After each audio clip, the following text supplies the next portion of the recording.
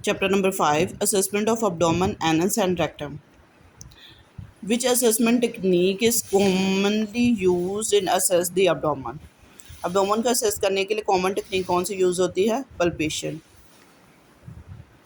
What is the correct sequence of abdominal assessment? Inspection, auscultation, percussion and palpation. Auscultation और palpation की जगह जो है वो आपस में change हो जाती है. Which of the following is not a normal finding during abdominal inspection? Absent bowel sound. कहते हैं ये नॉर्मल फाइंडिंग है abdominal एग्जामिनेशन. ये अब नॉर्मल फाइंडिंग नहीं है. नॉर्मली बाउल साउंड जो है वो प्रेजेंट होते हैं. During the abdominal palpation which technique is used to assess a tenderness or masses? Tenderness और मैसेज जो है वो किस टेक्निक से चेक होते हैं? डीप पल्पेशन से. What is the normal range of liver span in adult? Liver की रेंज क्या है? स्पैन क्या है? 10 to 12 सेंटीमीटर उसकी जो है वो लेंथ.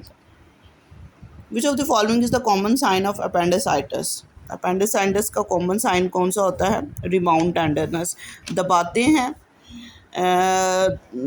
पल्पेशन करते हैं दबा के और एकदम से छोड़ देते हैं तो जो पेन होगी तो उसे क्या कहेंगे? Appendicitis.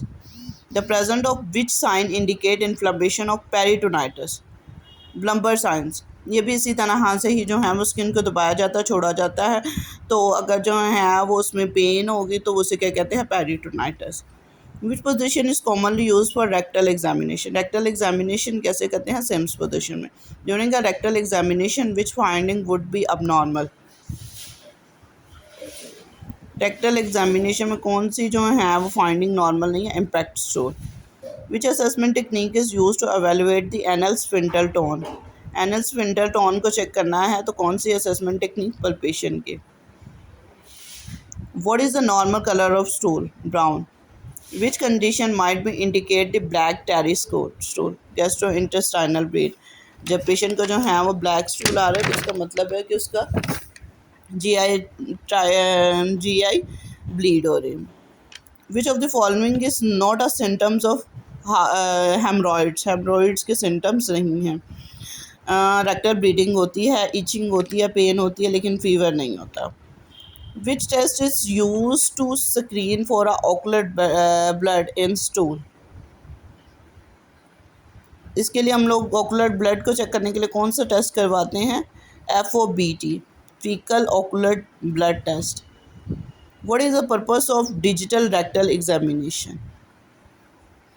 To assess the rectal tone present of masses.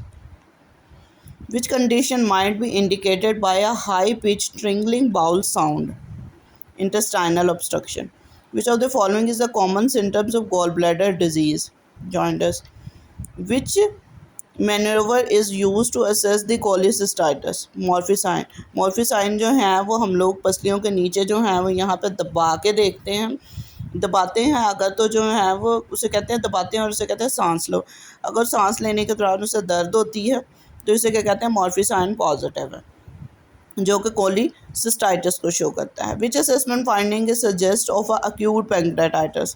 Acute pancreatitis grey Turner science. Umbilicus के गिर जो हैं वो ग्रीनिश सी ब्लूइश सी जो हैं वो प्रोमिनेंट हो जाती हैं वेन्स, उसे कहते हैं ग्रे टर्नर साइन, जो कि पैंक्रेटाइटिस को शो करता है. What does the positive McBurney sign indicate? McBurney sign जो है वो इंडिकेट करता है अपेंडिसाइटिस.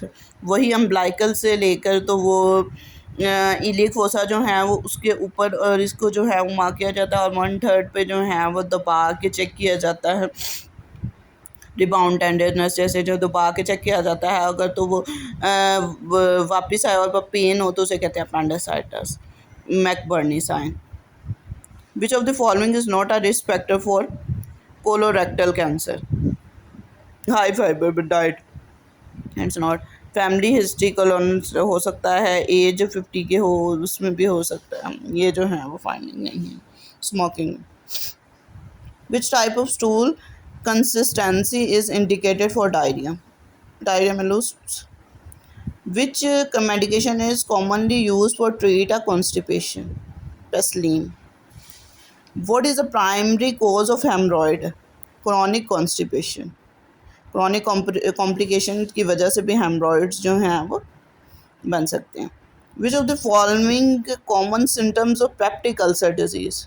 पेप्टिक अल्सर डिजीज़ का कॉमन साइन कौन सा? मलीना, जो हम लोगों ने पीछे जो है वो पढ़ा कैसे चेक करते हैं अब ब्लीडिंग क्या, उसे मलीना कहते हैं, ब्लैक स्टूल को। Which condition is characterise by chronic inflammation of intestinal track. Intestinal track की क्रॉनिक इन्फ्लेमेशन कौन सी होती है? Crohn's disease. What is the primary cause of diverticulitis? Dietary factor. Which of the following is the common symptoms of gastroesophageal reflux disease? Heartburn। जो ये होता है stomach और उसके दरमियान जो स्प्लिंटर होता है, और जब स्टमक से दोबारा उसमें और उससे, तो उसे कहते हैं गर्ट, और उसकी वजह से क्या होता है, सिम्टम्स क्या होता है? Heartburn. What is the primary cause of anal fissure? Chronic constipation.